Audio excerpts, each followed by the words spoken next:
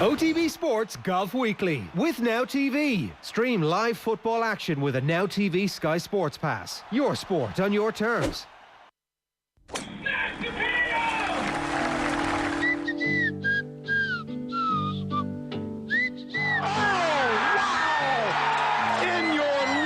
Have you seen anything like that?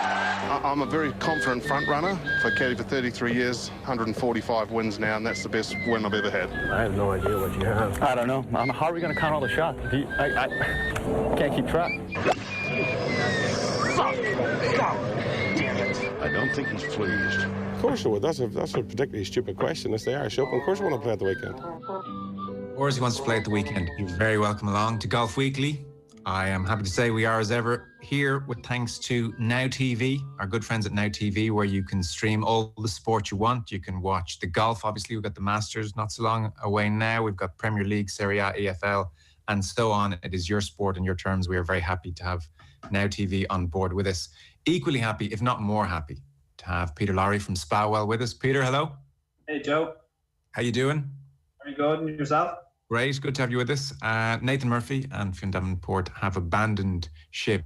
Thankfully, though, that means we can replace those dead weights with somebody who knows what he's talking about. We have with us Gary Murphy, operating out of the K Club now. Gary, how are things going?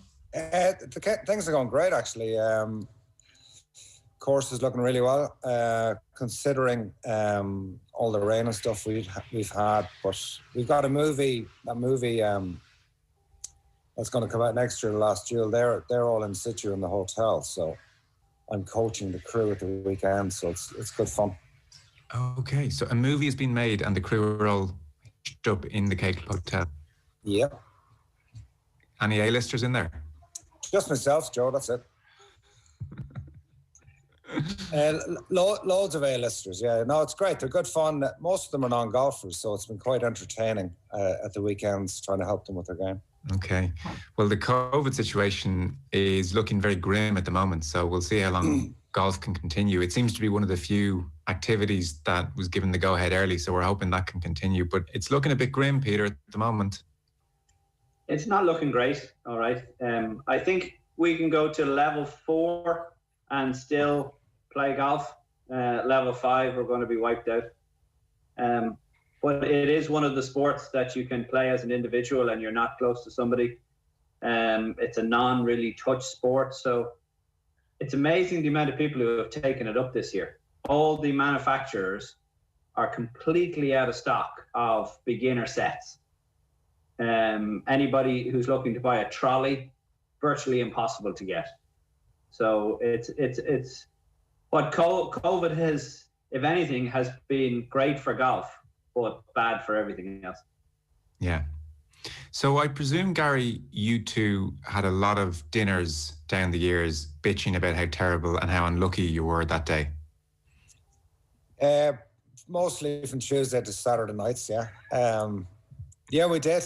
I had a bizarre experience with Peter. Peter and I played Challenge Tour, and we would have soldiered one season from probably February to maybe the end of October type thing.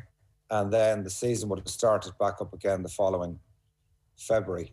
And I remember we did the year together. We got on really well, but we didn't speak for the 3 months that we were off, which was no reflection on one another. It was just, you know, the nature of life on the road, and you have your life when you're on the road, and then you have your life kind of when you're off the road. So, but no, we had some good times together. Never really fell out, I have to say, which is pretty amazing considering that we would have spent probably the guts of 12 to 14 years in close proximity. So, just given how annoying Peter is. Well, yeah, there you go. Yeah, that's the point I was trying to make. But I'm glad you said it, Joe. Obviously, I'm like that biscuit in the side of the corner of a cup of tea. You know what I mean? You have to eat it when it's placed there. And so was that at the beginning of your careers, Gary, or towards the end when you're trying to claw your way back on? Oh, no, I think had it been towards the end when we're trying to claw our way back on, we probably would have killed one another. But no, that would have been kind of, I turned pro maybe a couple of years before Peter, so it would have been kind of 90, 98, 99 type of thing. Peter had a fantastic year in in '99 on the Challenge Tour. I think no, 2002, Murph. I'm wrong. 2002. Yeah, there you 2002. Go. 2002. What about the story of Morocco when myself, yourself, and McGrain shared together? And you had just got a sponsorship with Nutrigrain, Kellogg's Nutrigrain. Yeah, John Rooney. McGrain ate all the Nutrigrain bars for the week. You wouldn't bother having dinner. You just ate the Nutrigrain bars. That was my breakthrough week. I finished second in Morocco, and I went from there to get my card from Challenge Tour. Yeah, I don't know if I could have done 12 or 14 years sharing with Damien. That would have been. I shared with him 1 week in the Forest of Arden. It was like being on it. I was expecting David Attenborough to come out and commentate on it. It was like being in the wild. He's a unique individual, Damo.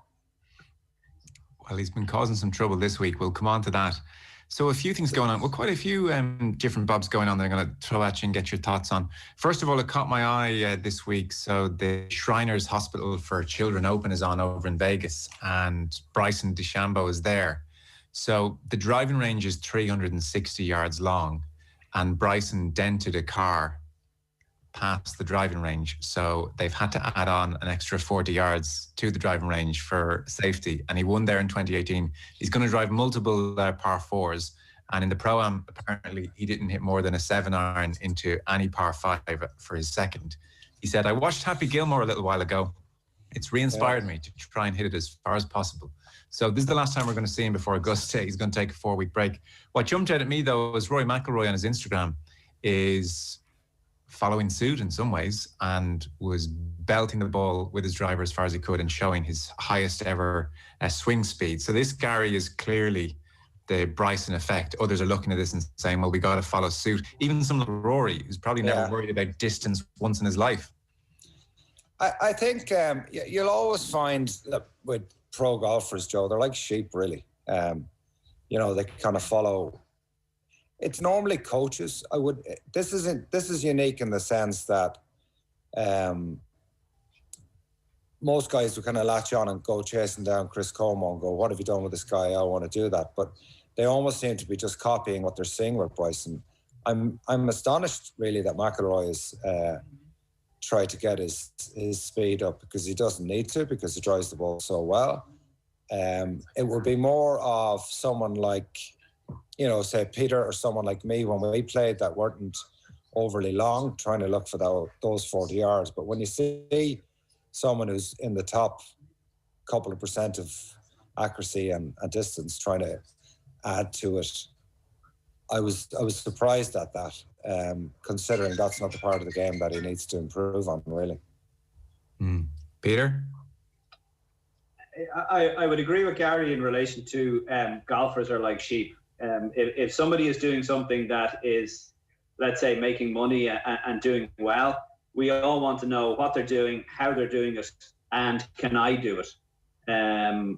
So, he's proven now that, which I didn't think was possible, and I have to hold up both hands and say, to get as much accuracy as he does hitting the ball that far, I didn't think was possible at that speed.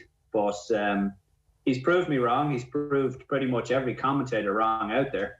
And I will say we will see far more players other than McIlroy trying to increase his distance. But there again, you have to wonder, who will it destroy?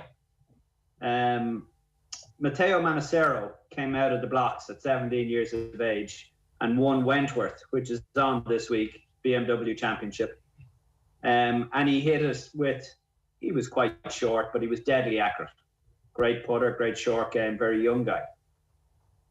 And then he tried to change his whole game based around trying to hit it much further. And poor Matteo has left the scene completely. He lost his game, lost his swing, and has struggled ever since. So there is the lovely pot of gold at the end of the rainbow where, if you get this distance, you might do better. But there also is the certain hazards along the way that guys will fall into, and it'll end careers. The thing that also was not making enough headlines about DeChambeau is just the extent to which his putting has improved. You know, that is the staggering thing. He's gone from one of the worst putters on tour in 2017 to now top 10 for the season. And Gary, you know, that's the kind that has been thrown at McIlroy, obviously, but even not just talking about him, I think in the game of golf at times when it comes to putting, there's almost a sense that, well, God just gives it to you or he doesn't, and you can't turn yourself into a great putter. And DeChambeau is definitely challenging that. I think you can turn your, you're probably possibly right. You can't turn yourself into a great putter. I think you can become a better putter. The big issue with DeChambeau is his method, which is borderline. I don't agree with it. I don't think it should be allowed. You think he's still anchoring? Oh, 100%, yeah. He's stopping his left wrist from breaking down. So if that's not anchoring, you know, that's what we all kind of strive for when we putt. You know, everyone would like to putt like Ben Crenshaw, but no one has the confidence or the skill to swing that long and loose and roll a ball like he did. Whereas, you know, DeChambeau has it locked in his arm and he's, you know, found a way to do it even better than what Kuchar does. I think DeChambeau's a lot more upright, which allows for the left wrist not to do anything. If you think Sam Torrance was probably the most famous long putter, you know, he barely had it just kind of dangling from his chin almost, you know, and whereas DeChambeau has it really anchored in. I personally think they should look at that. I don't think that method should be allowed. Because coming down the stretch on the back nine, you know, the one thing that gets affected possibly more than anything is your nerve when you're on a green. And if you can have that locked in, I think it makes it a lot easier. I'd rather see Rory trying to do a DeChambeau on the greens than with his driver. Do you not think, though, Bryson has decided to have a method, and he has stuck to this method true and true, driver and putter, and there's going to be nobody's going to make him veer away from that? I know when we played, if somebody domineered us into a way of saying, right, the structure is this, and you stick to that structure and it will make you a better putter. Phil Kenyon has a method of putting and has done exceptionally well with a lot of his players that he's taught. And that's why more and more players go to him, because they're looking for a structure. I feel with Rory and one or two other top players, Louis Oosthuizen could be another one, where they don't have an actual structure to their putting. It's very free and loose, as you said, a bit like Ben Crenshaw, but they possibly would be better off if they're more structured. I wouldn't disagree with that. I just think at times there's a DNA with certain people that they're, you know, Rory, I would say, thinks about possibly nothing when he's swinging. And at times he's been hung up. And that's why he went to Bradford Faxon. He's helped him a lot with his putting. I think Rory's form since March has been more about, you know, having a baby on the way and COVID and how that's affected certain players. I think it's affected him more than most. I don't think he does very well with structure. I don't know if structure would suit him, but I think the dream for all of us as a golfer is to have one thing to do and to trying to hit a shot, and not try to be doing two or three different things. And with DeChambeau, the method that he has, he doesn't really have an option. He just has to kind of lock it and rock it, and that's the way he goes. But you still have nerves to deal with too, and I think it's something that hasn't been spoken enough. How, you know, we've played in Irish Opens, we've never had a home major. Obviously, the guys did last year, but there's way more pressure trying to win a home open, and especially if it's a major. And to win the US Open with, you know, so much on the line, and to match it up with the US Amateur, he dealt with his nerves, you know, fantastically well. And from speaking to a few guys that were there, like 3 under par the final day, it was just phenomenal golf. So he's got everything. He's got the power, he's got the strength, he's got faith in his own ability, and he's got a fantastic nerve when he's under the gun. Peter, do you agree there's something questionable about his putting method? Look, when they had the idea of changing the rules in relation to anchoring, I would have been very much on the side of the shortest club in the bag had to be the putter. But typical the R&A and the USGA, they won't go the extra mile. They seem to be very, very slow to react to any issues. Distance the golf ball's traveling, the anchoring issue. And when they do react, they react in the least possible way. Where they gave us the ability for somebody to still have an anchoring situation on a practice swing and then have us a centimetre away from their body. Bernard Langer would be one of them, when he held the putter, very, very close to his chest or on his chest when practicing, and then slightly moves it away. Is that right? Is that wrong? I personally think it's wrong. And as I said to you, the shortest club in the bag should be the putter. Okay. Yeah. Well, there's no uproar about it yet, really. We'll see where that goes. Maybe if others start imitating it.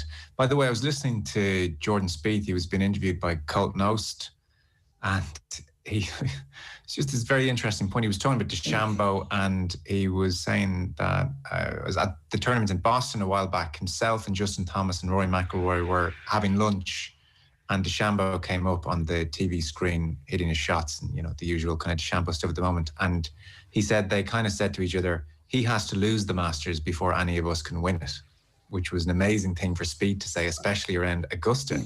And he started listing off the holes and saying, he was, different holes, different advantages. Like he was saying, take the 8th, he's going to be able to carry that bunker. That means the fairway he's aiming at is like 1,000 yards wide, and particularly if the run in the fairways is a bit different come November, the fairways get bigger again for DeChambeau to aim at. So that was Spieth, who, no matter what form he's in, you would almost give him a chance at Augusta, saying that for any of us to win, DeChambeau has to lose first of all, which is scary stuff if that's the feeling on tour.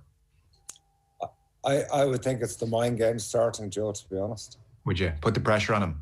Yeah, I think so. Why not? I mean, he's upset the apple cart for everybody, really. So why not try, dig into the place where most golfers are their weakest, between the ears. I would say for Augusta, if it's windy there and swirly, I think it'll negate a little bit of his advantage. If it's pretty calm and benign, that's where distance control is a hell of a lot easier to work out. But wouldn't be surprised at, there's been a lot of talk about the green books and all that sort of stuff. Augusta have their own way of controlling, how the player can play their golf course. So are they going to be banned that week? Are they going to think about banning them? I think undoubtedly it has to happen. It's taken away the art form. It's going to stop. I would dread to think of, 11, 12-year-old kids coming out with a map on the green and I hit it from A, it goes to B. And, there needs to be some imagination and not from the point of view of developing golfers, but developing kids and their imagination. If everything is going to get a numbers game, it's going to take the art form away from the sport. So will we see Augusta do something around that? I'm not sure, but certainly it doesn't look good on TV. It slows the thing down. And I really do like Bryson DeChambeau. I admire him, what he has done. I think you have to have huge respect. But that is, if you look at Formula One, there's so many different rules every year. They change the rules the whole time. I think the R&A and the USGA need to be a lot more forceful with stuff like that. Well, the odds over in Vegas. DeChambeau is the favourite. He's won here already, turning into a beast. Webb Simpson's 11-1 territory. Patrick Cantley 16-1. Colin Morikawa 16s. Matsuyama is there 18s. Matthew Wolff 22s. Who else is around? Sergio Garcia, who I want to come to, is 33-1, as is Louis Westhuizen, as is Paul Casey and Jason Day. So that's a decent field actually over in Vegas this week. Yeah. So Garcia won the Sanderson Farms Championship, first win since 2017. That means I think he's won across 2 decades now and every year around the world for a decade. Tipped up by yours truly last week, Joe. Is that right? So tell us why. Which caddy gave you the tip this time? Well, Bo actually told me his putting was horrific. So when a caddy tells your pro's going to have a bad week, that's the time to back the pro, because the caddies know nothing. But but no, joking aside, I think I was chatting to Porrick down here a few weeks ago, because I hadn't realised that Garcia won the Masters with his eyes closed. I know, yeah. Which was incredible. But to be honest, I think a lot of the times when you're looking at the golf, it was a weak field. Garcia was 55-1. If he turned up and played at all, he was a 15 to 18 shot. And it was more on the price than anything else. And then, you know, he's always thereabouts with his ball striking. He's a phenomenal ball striker. And he just found, and it just I think it was great to see, because it gives hope for the weekend warrior. You know, because I think these pros all the time they just turn up and they have their A game and they're not fiddling around the whole time, which we know in reality is not the case. For someone with the success that Garcia has had to be out there putting with his eyes closed, it just tells you that the pros struggle as much as the amateurs do. They're just better at adapting. He said, I would love to putt with my eyes open, but I just feel my stroke's more consistent when I kind of try to forget about the hole and just kind of feel it. Sometimes I feel like I have it under control and I'm like, well, let's go back to like I practice normal and it feels good. But when it comes to the tournament, it just doesn't feel quite the same way. So I would say I putt with my eyes closed 75% of the time. And as you said, he did it in the Masters in 2017. Like between the putting and like how many different putting grips has Sergio Garcia had even just in the last 2 months, let alone his career. Yeah. And between the re-gripping, you know, for this phenomenal ball striker, you know, it's re-gripping the club over and over again. He's gone back worse at that, though. He has solved it. Should I say his father solved it by wrapping tape around his hands so he couldn't move his hands. But it's got worse as the years have gone on. And I just noticed it there at the weekend. He, you know, grip, re-grip, grip, re-grip, grip, re-grip. But I have to admit, it shows how good a player he is. When he did get a chance, when he sniffed the chance of winning, he took it. The way he played the back nine on Sunday was superb. You know, his ego on 15, was it? 14, You know, pardon me? I think it was, 14 or 14, I think. 14. Yeah. You know, set him up. So, look, he's a fantastic golfer. You talk about re-gripping. I played with him in Dubai one year. I was really unlucky because McGrain was behind me playing with Tiger, and I got bloody Sergio. But Damien, remember he had Tiger for that weekend in Dubai? God, I was so jealous. But the first 8 holes that round I played with Garcia, he used 4 different grips the first 8 holes. So that was kind of, I think, I can't remember what year it was, probably 07 or 08. He was, you know, so he's been battling this for a long, long time. Yeah. As Peter says, it just shows his class to when he had it, you know, because loads of players, myself included, have loads of chances to win, but I didn't get to win. Obviously, Peter did. I'd get that in there before he does. But, you know, it's the fact that you take the wins. You know, loads of players get chances every year. But Garcia, still, even with the, you know, battling what he is, he still took his chance, and it just shows. I think he's over 10 wins on both tours and a major championship. There's only about 6 players have done that. So, you know, I was amazed by that list. Did you see that list? Yeah. Of the players who have won 10 times on both tours. Greg Norman, Tiger Woods, Ernie Els, Adam Scott, Sergio Garcia, and Rory McIlroy. That's it. Wow. I know. Exalted company. Yeah.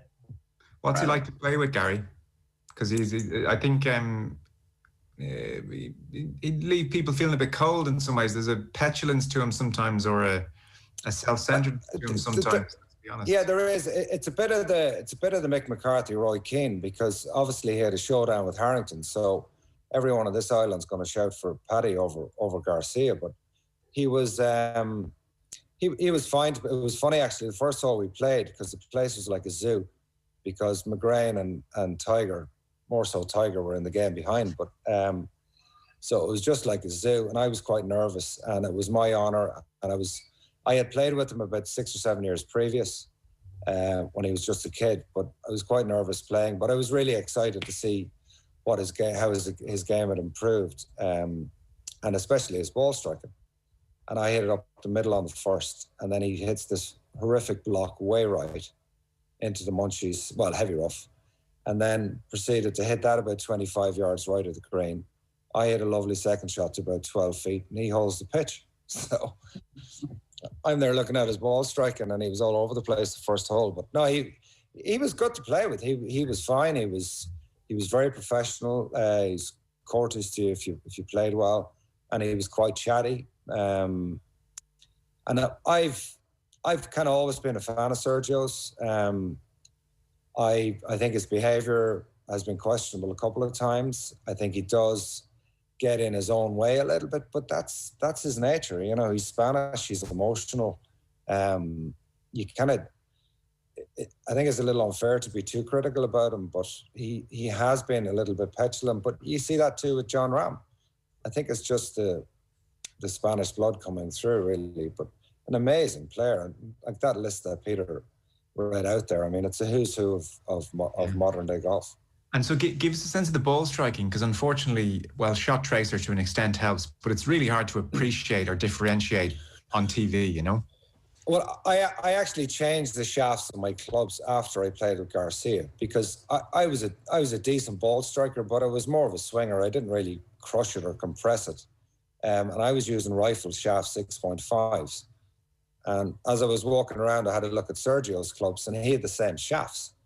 And I was kind of going, well, you know, why am I using the same shafts as him? And he covers the ball a lot better than I did at the time. So I actually went back to a 6.0 and it helped my game. And it is something I think players do use shafts a lot that are too stiff for them. And they try challenging themselves rather than having the proper shaft in their hand. But he was an awesome ball striker. Just very much a left to right player with his driver, but could move it easily both ways with his irons. He probably was one of the best drivers on tour, though. Yeah. One of the straightest drivers. Yeah. Himself and Lee Westwood would have topped the rankings in accuracy for a long time. Yeah. He was a brilliant ball striker off the tee. Irons were okay, but his short game was superb, apart from putting But he could put... I played with him. I played against him, should I say, as a kid in the European Amateurs in Portmarnock. And he put it so well then as a young guy. Yeah. Like, he putted me off the golf course. He beat me on 17, I remember. And, you know, when he came out early, his putting was superb. It's over the last couple of years where he has struggled a little bit with more nervousness than anything, I would have said. Well, I think it must be scar tissue to a degree, and you think of the way he lost the Open to Harrington in 07. That stuff is painful, and that is nervousness as well. And I was going to make the point between the regripping, even him being consummate ball striker, but the regripping there and then the woes on the green. Like, there's a lot going on in that head. There are a lot of demons there that he's having to conquer, I would say, to play. And it is to his credit that he keeps going, because it would be very easy to get a bit frayed and not want to do this for much longer. It is, and you also look as well that last week was a small event in the scheme of things, but it just goes to show how important winning is. I think we're probably a little guilty at times of overplaying the majors and the big events, but you know, winning is winning. And if you look towards the Masters in a month's time, it's a bigger issue for guys that haven't won this year to win at Augusta, whereas Sergio will be going back in there, even though the Sanderson's Farm is a smaller event. He's going back to somewhere where he's won. He has won within a month of that tournament. So he's putting with his eyes closed. It's working. You know, is Garcia someone to really look out for at Augusta, because he has that win under his belt? Have either of you tried putting with your eyes closed? Not in competition. No. In practice, yes. Couldn't even imagine. It's a good thing to do. I think I've practiced it. I used to have a tendency a lot of being quite conscious of my stroke, and I'd get caught at times looking at my backstroke. I think that's one of the main benefits of it. You don't your eyes obviously stay where they're supposed to stay because they're not looking at anything. So, and I think once you have tiny little eye movement, it affects your head and your shoulders, and that can get your stroke out of line too. So, if it takes a lot of practice, though, I wouldn't recommend deciding on the first green on Saturday morning to have a crack. I've recommended to a few people to look at their left hand, or their left thumb or something like that, to take their focus off the ball and to take the focus off the swing. But never have I told anybody to close their eyes and hit it. But if I look at my left hand and my left hand is rocking backwards and forwards, my eyes not all over the place then? No, well, not really. It just takes your focus off the actual club head, which is moving a whole lot more than your hands are. Okay. Hey, listen. Whatever gets you going. Yeah, it's the most personal of all the strokes, I guess, isn't it? It's literally whatever works for you, however funny or daft it is. It is. I think the most important thing on greens is your speed. People get way too hung up on reading greens. I think, because the read is completely dependent on the speed. And if you concentrate, just trust the line, pick a line. It doesn't matter what it is. It's better to try hit your line than try to hold putts, because, you can hit a fantastic putt and hit your line, it doesn't go in. But if you get a better feel for the speed, you'll have a better tendency to get yourself in around the hole. And especially for guys that struggle, you get players that struggle with three putting a lot. 90% of the time, it's their speed more so than the read. I find the most frustrating thing to do, and I will do it once around, is from somewhere about 4 or 5 feet out, we'll see the break, we'll allow for the break, but then we'll hit it at a pace as if I was going to hit it through the break. And there's nothing more stupid than that. I know, but you're reading the putt for the speed, Joe, not for the break. Yeah. Well, sometimes though I think, I'll just rifle it straight through the break at the putt for, a short one. I'm talking a short one here. Yeah. But then it's when you hit it at that kind of pace, but you're allowing for the break and it just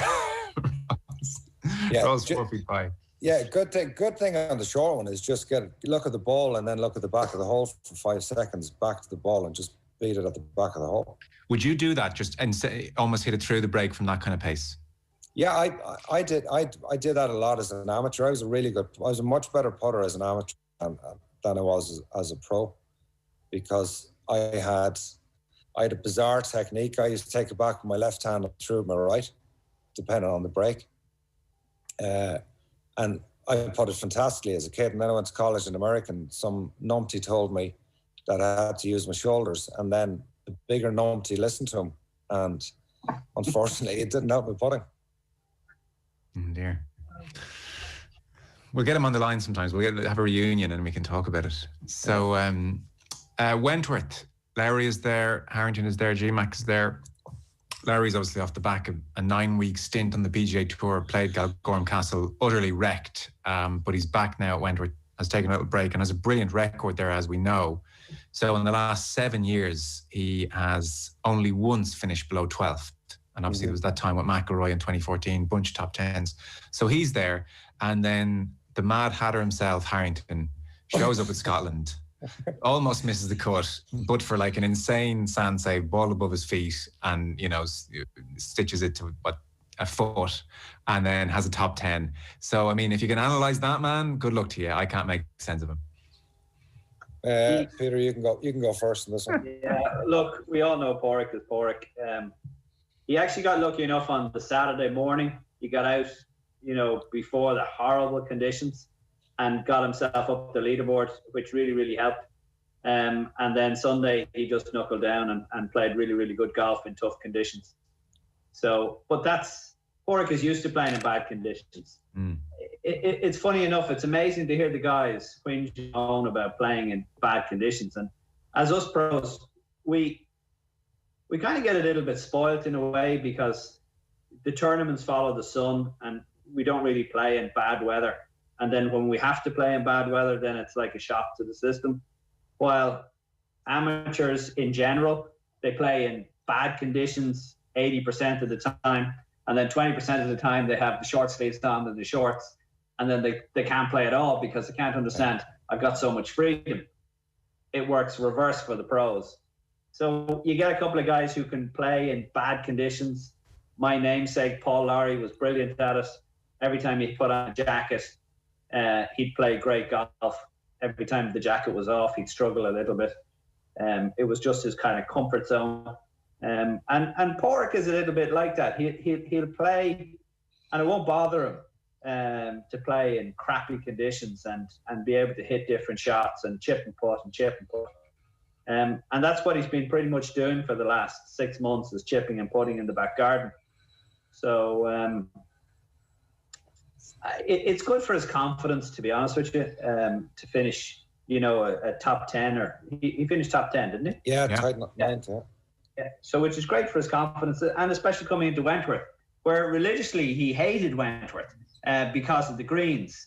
But it's a different time of year. It's nearly the match play time of year when they used to play the match play event in Wentworth, and he likes Wentworth this time of year. So you just can't count him out on these greens in this golf course at this time of year. And in what way will the greens be different now, Peter? The greens are Gary might know, are they Poana? Yeah. And in the summertime, if you're out first thing in the morning, they're brilliant. But as the day goes on, the actual leaf starts to grow a little bit, and they get kind of heel marky, and the ball bounces around the place, and they're really fast and they're really bumpy, and they scared the living daylights out of you. And Pádraig used to hate this. He used to drive him mad. But later on in the year, they don't leaf at all during the day. They're cut tight. They're softer, so they're not as quick, and they stay much truer. Okay. Jeez, he must see. Well, he deals with lots of Poana in the States. If he hates it, he's done well over his career to stick with it. Did you like Wentworth, Gary? What's it like to play? It's fantastic. I absolutely love the course. I only really had 1 year where I kind of had a chance, and I eagled the 12th in the final round, and unfortunately completely shit the bed coming in the last 6 holes. It's a brilliant week. It's going to be very different for the guys this week with no crowds, but normally, I don't know whether it's been Irish, but when you played a European Tour event in the UK, it just had an extra spice to it, a bit like playing an Irish Open. You've very knowledgeable crowds, brilliant atmosphere. The only thing, it was always a gripe for the tour players when you went there, because on the Tuesdays and Wednesdays, it's a really small range at Wentworth, and it was always a zoo, because every agent or every part of the players' team seemed to be on that range, and there was never any room to do anything. So, and I played with Shane on Monday night, and he was just saying that the early parts of the week now are way better on tour, because it's much calmer and it's really enjoyable. There's not as many hangers on and that kind of stuff. But he was saying that the tournaments itself, that they're just terrible because it's just void of atmosphere.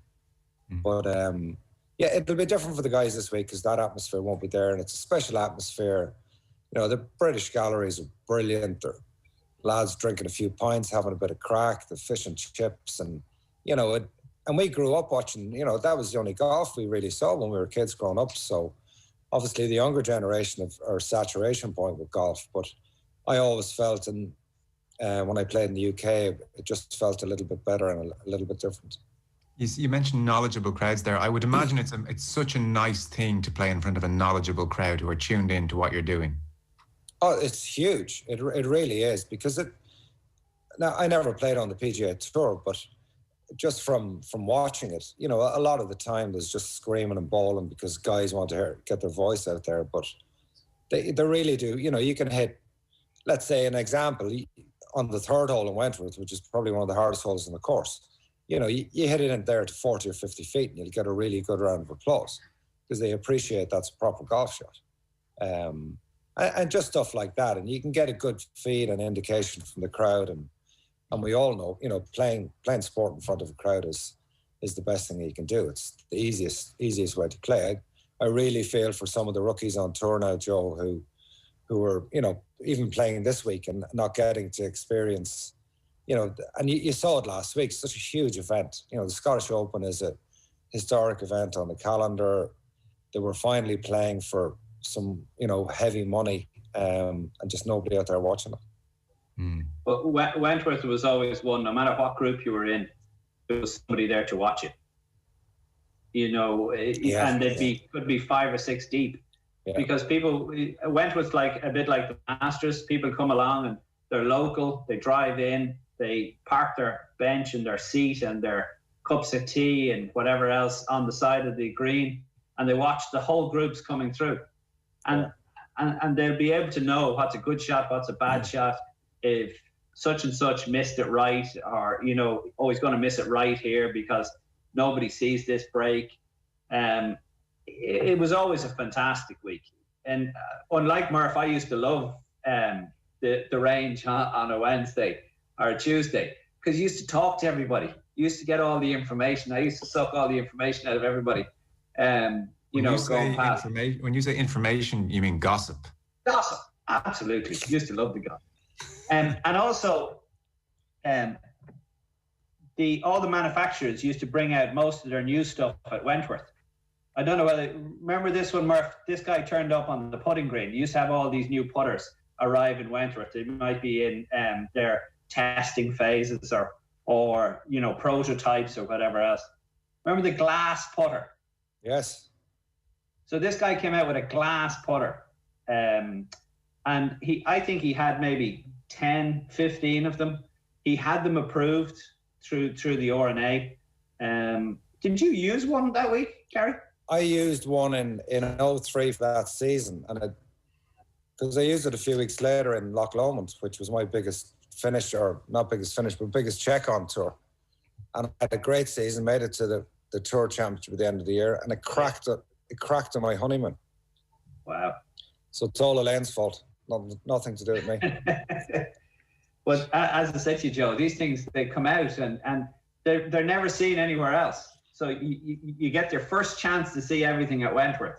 Mm-hmm. And then after that, then they might be mass produced or whatever. But it was always something special. But that also, Wentworth, because it was played in May, so that would have been our first kind of major, the biggest prize fund of the season. That added pressure, if you can have a good week. And that week also ended a lot of player-caddy relationships. Because guys, you'd have the different standards, like guys trying to keep their card. If they got to Wentworth and had a bad week, you'd get rid of your caddy because I need a fresh start for the second half of the year. Or guys that weren't doing so well. So what Wentworth was kind of a yardstick almost for where your season was at. And you could change. I mean, I remember Simon Kahn came out of tour school and won Wentworth. So there was a lot of unheralded, easy for me to say, players that won that tournament. Yeah. Remember Andrew Olcorn winning it, Anders Hansen, Scott Drummond, came from nowhere to win it. Beat Cabrera down the stretch, shooting about 19 under par. Yeah. So it was a huge week, but as Peter was saying, it's now kind of back to that World Match Play date, which we would have all grown up seeing that tournament. So, and the course will play a lot differently this week. You mentioned you played with Shane on Monday. Without wanting to break any confidence, how's he feeling about things? It seemed like he was pretty happy to get home, to say the least. Yeah, you were saying he was 9 weeks on the road. I think he's been kind of 8 months on the road, really. He's been there since February. And his wife and daughter came back, I think, early July. Okay. And I think just from chatting to him, he was just missing playing golf. He was probably working, doing a lot more in the gym, practicing a lot more than what he normally does because he just had so much downtime. And then he wasn't coming back and having his normal switch off of just, going down home to see a Gaelic match, see his mum and dad and his family, and just a normal kind of switch away from golf. So it's been since February just golf, and he's had no downtime. And he was really disappointed with Galgorm because he was trying to do hard there, trying to make up for not doing as well as he wanted in the States and trying to get the Irish Open to repair a bit of that damage. But he was just saying he struggled so badly with with what we were chatting about earlier with the air. Like they really struggled how far the ball was going.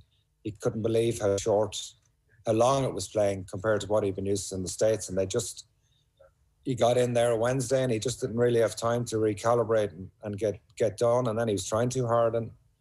And I think he's struggled in Irish Opens really because of that. And Galgorm was no different. But I played with him on Monday night. We played 9 holes around the back nine, the K Club. And unfortunately, he wanted to play off the blues. So I had to play off the blues. His game's awesome. Like, it's just beautiful. Played with half a set. Shot 2 under par, not even trying. If he'd hold a few putts, he would have been 6 or 7 under par. He was in second gear, Joe, and I was burning diesel in fifth gear, and still couldn't get near him. So, and you won the money down, Mark, did you? No, I didn't. No. I guess you've seen him close up for a long time. How would you compare like his game, kind of post 09 when he's turning pro, that first year or two, with what it's like now? His game now compared to then is probably the same as mine then compared to now. I mean, he's improved so much. He's so much stronger. He's so much fitter. He's got, like, he's just got gears in his game now, which he didn't have. Like, there was a couple of, and it's only a relaxed environment, but you really see how good these guys are when you play with them in that relaxed environment. And he can just, he was hitting it probably 25 past me, and then we went down the last and he hit it 40 past me. So okay. he's got gears to his game. He's really, really good control of distance, even when he's trying to hit it flat out, which is the hardest thing to do. And I was super impressed. I hadn't played with Shane for about 2 years, and his game is awesome. It's just trying to listen. It's golf. You don't know when it's going to turn up, and it's a difficult sport. But his game, and Bo had said it to me. He said, you'll be really impressed, because Bo just thinks he's so good, and he's worked for a lot of good players, but his game is phenomenal. Okay. Well, I mean, geez, it wouldn't be a bad time to get hot for the next couple of months. Would it? 6 majors, it's someone could do very well here, and define their career over the next while. Just on the Irish Open then. So Damien McGrain speaks his mind at the best of times, I think, Damien. So he was talking to, I intended to say this is controversial. I don't think this is controversial, by the way. But he was talking to Greg Allen on RTE after the Irish Open. And he played in it. He said, the golden question must be, how come the Irish Open last week was a miserable affair for Irish golfers? Miserable. And it's disappointing. Our flagship event. I know we've all had our challenges with COVID, but the Irish Open's meant to be a celebration of Irish golf. I probably shouldn't have even been there myself. I was feeling guilty about taking a spot. When I went up there and realised how weak the field was, though, I quickly got over the fact I wasn't robbing anybody of a spot, because the field was weak anyway. So I wasn't doing any tour member an injustice, because it probably slid into the Challenge Tour rankings. He said the company was good, but unfortunately the depth is not there anymore. Talking about Irish golf. The new men are struggling still to find their feet, struggling to establish themselves on tour. And then the vacuum falls in behind them. But for 3 amateurs to be brought into the field because we don't have 3 pros really of good enough quality to make up those 3 spots, I found it to be a sad day for Irish golf. It was a lonely experience last week with so few Irish players about. Like, an Irish Open is about Irish players featuring, possibly bettering themselves, maybe making a future. But last week there was hardly any fat in the bones. There's a kink in the system somewhere. From leading amateur to a leading tour pro. The few guys who have made it and made it big, but there are too many guys falling by the wayside. I believe that our leading players need to embrace them more, need to help them more, nurture them and nurse them along. There are a lot of guys getting caught in the quicksand and they disappear, and these are good players. Thoughts? Who wants to go first? I go first on this one to save Murph's blushes. Look, Damien is a character where, you're right, he speaks his mind. But to be fair, you need to listen to him most of the time.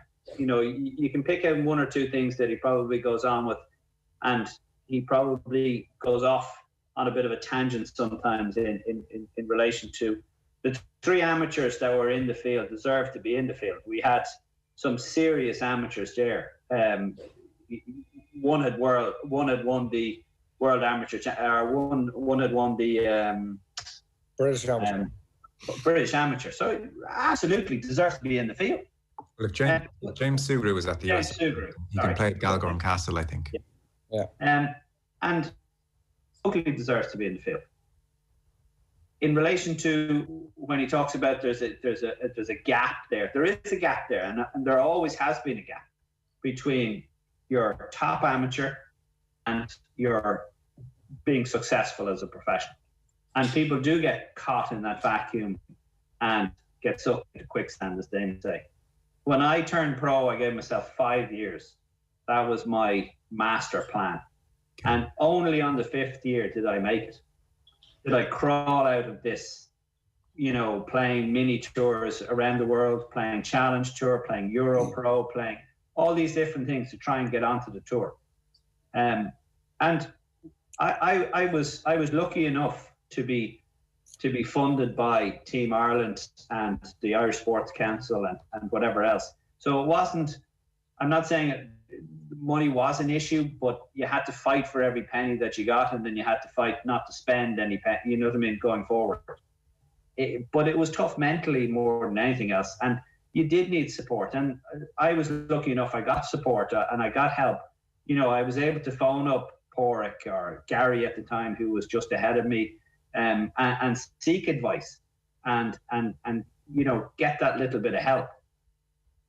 I feel that when they leave the amateur ranks, they nearly know it all, but they know nothing.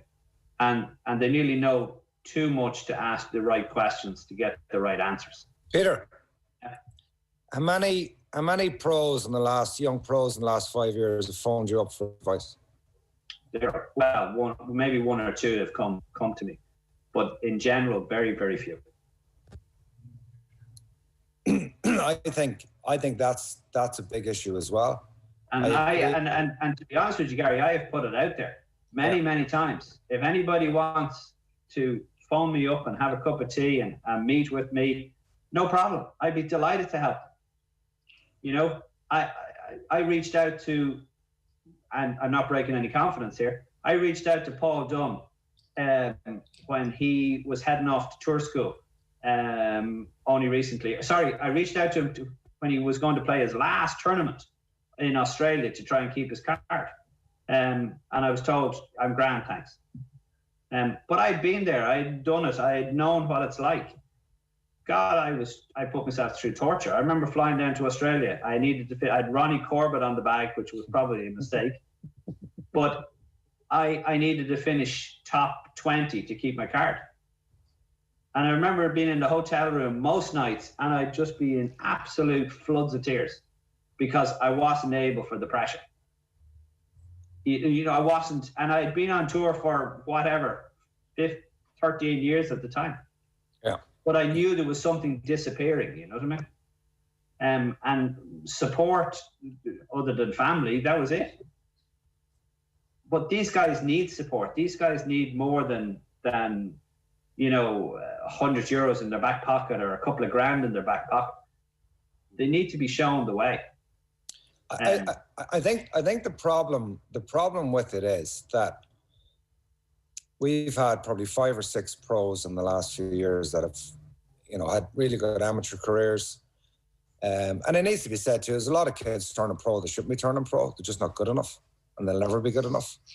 And some of them have access to funds, which makes them think that they're going to make it, and they're just not going to make it. And I think there needs to be a little more collective responsibility.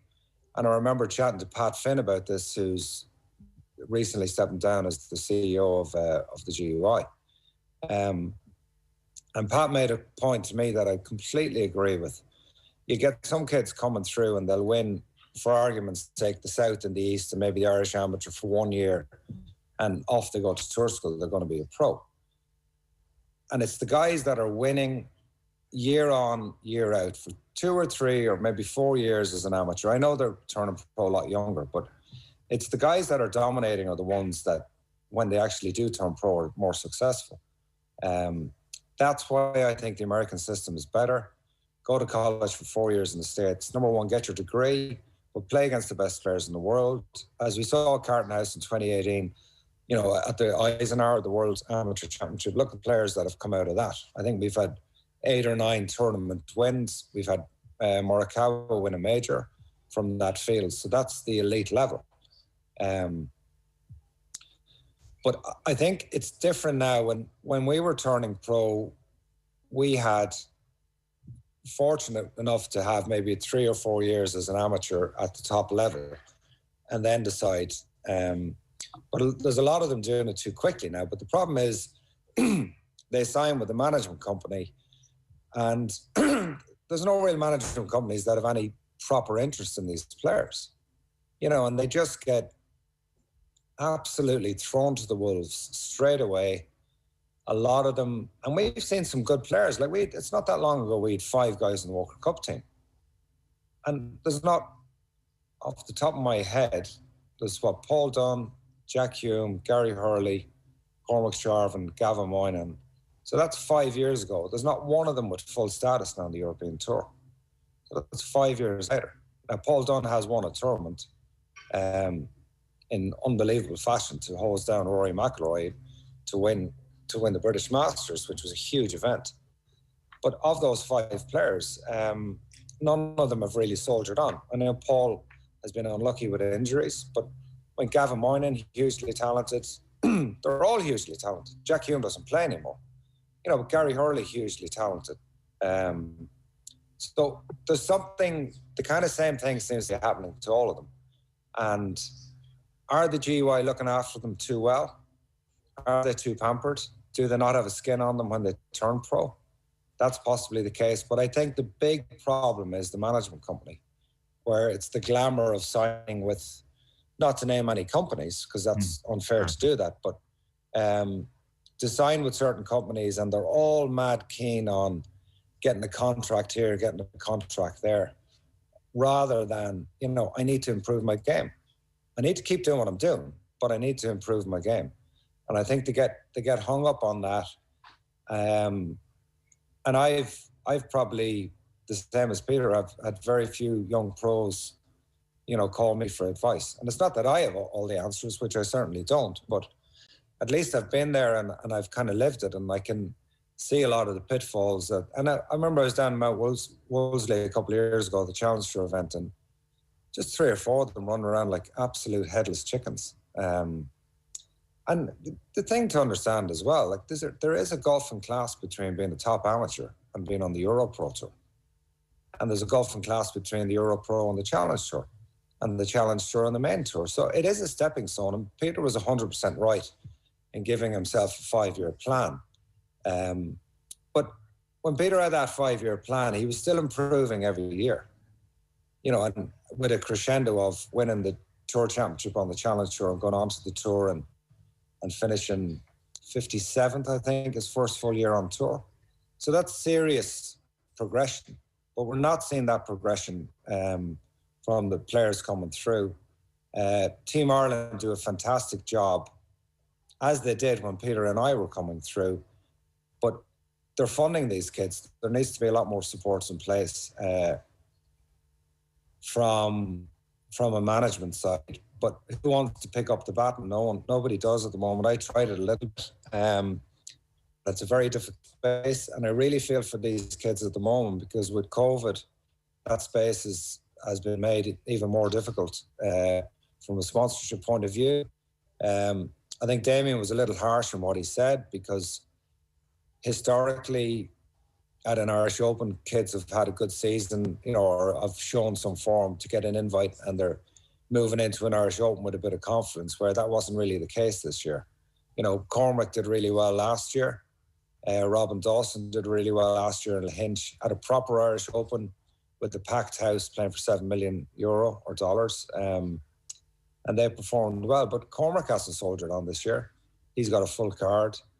Robin Dawson has been unlucky in the sense Challenge Tour has been a non-event this year. So it's a tough space for them, but there's a gap there between when they turn pro and how they find their feet. and there's a big scrappy. There really is. Final word, Peter, on that? I think the big thing is if there's any young guys out there listening to this podcast, right, and hopefully there is, and they have dreams about turning pro and playing on tour, until you can dominate the Irish region, Irish close south, whatever it is, and go play British amateur and stuff like that, then don't even think about turning pro. Don't even think about it, because you're not good enough. And even then, when you can dominate these things, these tournaments, then and only then do you have a chance. But it doesn't guarantee you only have a chance. Professional golf, like anything, you have to be lucky in a way. My first year that I came out, I got beaten in a playoff for the Spanish Open, which immediately I earned enough money to keep my card. So there was no pressure on me then for the rest of the year. I could learn, I could go through it, and then the following year it's all about keeping your card and staying out there.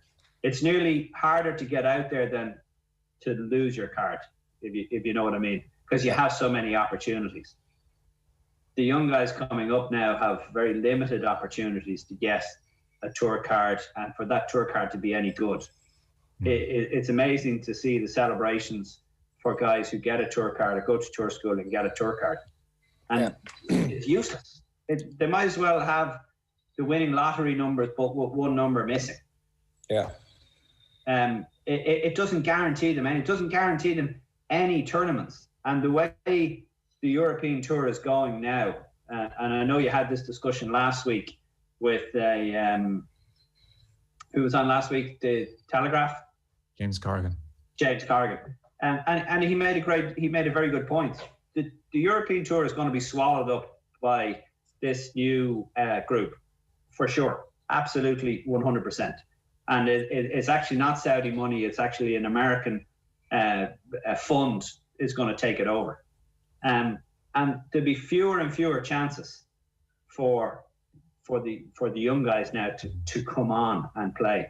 They're going to be playing for minimal amounts of money into smaller tournaments and stuff like that. To be fair, and Gary, myself, Damien, we got very lucky for when we played, for the standard that we were at, to make a few quid out of it and to get out while the going was good.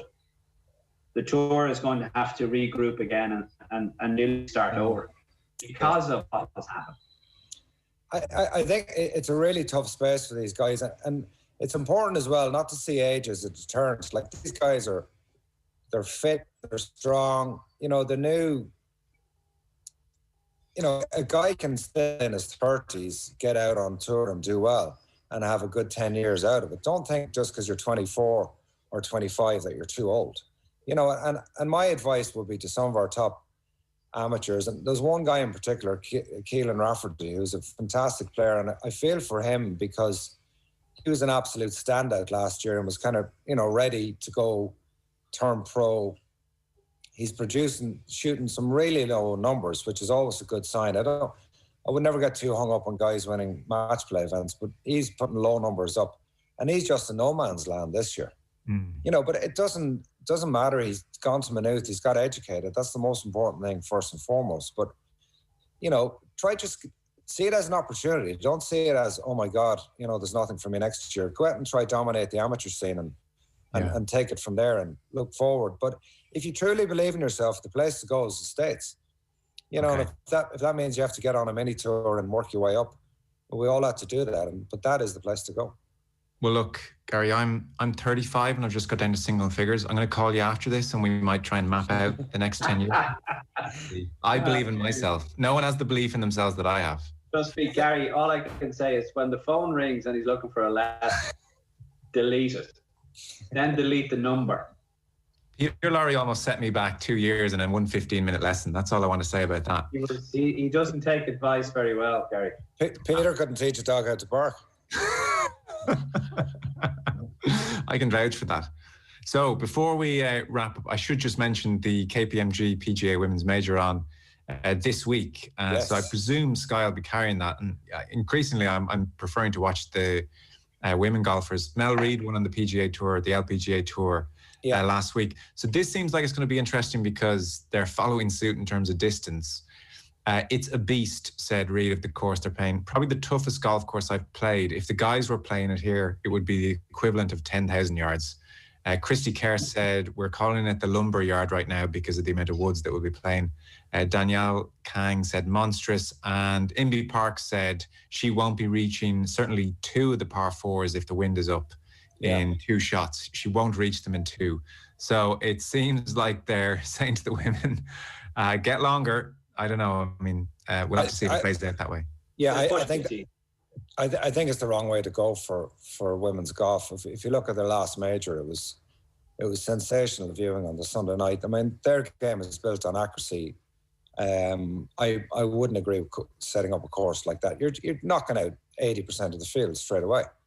I mean, if Lexi Thompson is not a bet around there, I don't know what is. You know, it's and that's unfair because a major should be there to challenge everyone and not just the select percentile of the field.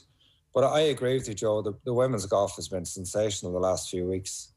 And Leona's shown some good form. I know it's a huge step up in class. And she wouldn't be the longest on the women's tour, so it's not going to play into her hands. But to have 3 women make the cut in the last major, 3 Irish women rather, was amazing because, you know, there's young kids, young boys playing golf because of Rory McIlroy's and Shane Lowry's, and we want to get a lot more girls into the game. And for the weekend warrior, watch the women's game. You'll learn a lot more about how to swing club than you will watching Bryson DeChambeau. Yeah, for sure. The one quick thing I wanted to mention before we go, Peter, I know you were in touch. You wanted to give this a quick mention. I mean, there's not so much we can say about it. It's just to let people know because it's interesting if they hadn't seen it. So Tony Finau, he's having a tough time, COVID, and now he's been sued for $16 million. So this has been lodged in a court in Utah by a former business associate called Maloney High, who owns a company called Icon Sports. Basically, they provided financial support to Finau and his family for a number of years when obviously they were, you know, poor background and he was trying to make it. So him and his brother, Gipper, they gave it to his father, Gary, and the expenses totaled $592,000. And now Holla, the guy who's suing them, wants $16 million back plus interest because they say that represents 20% of the lad's career earnings, which is what he says was agreed. So he helped out the family with the mortgage, the medical insurance, new car, living expenses for the Finau family in Florida when David Ledbetter was coaching them for about a year, all of this stuff. So $16 million plus interest, and it's going to court. The reason I wanted to mention, Joe, was a lot of the South American golfers previous to this, Cabrera was one of them. He had won he bought himself out of his contract before he had won the Masters.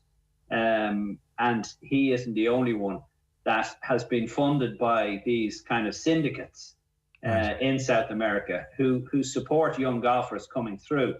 But in return, they want their pound of flesh. Okay. And here is one just coming to the headlights now, where this has happened many, many times before. Yeah. Where they're supporting maybe 10, 20 pros out on tour, where they might hit the jackpot once. Right. I didn't realise that was the thing that went on. Okay. Yeah. Well, we'll see how that ends up in court. Fellas, we're pretty much done. Peter, as ever, out at Spawell. Thanks so much. Pleasure. Thanks, Joe. And Gary Murphy, working hard out at the K Club. We must get out and play around soon, hopefully before level 5 comes anywhere near us. Gary, great to have you with us. Thanks so much. Pleasure, Joe. Thanks for having me. That was Golf Weekly with thanks to Now TV, where you can stream sport on your terms. We'll be back next week. Talk to you then. OTB Sports Golf Weekly with Now TV. Stream the Premier League, Serie A and EFL Championships live on Now TV. Your sport on your terms.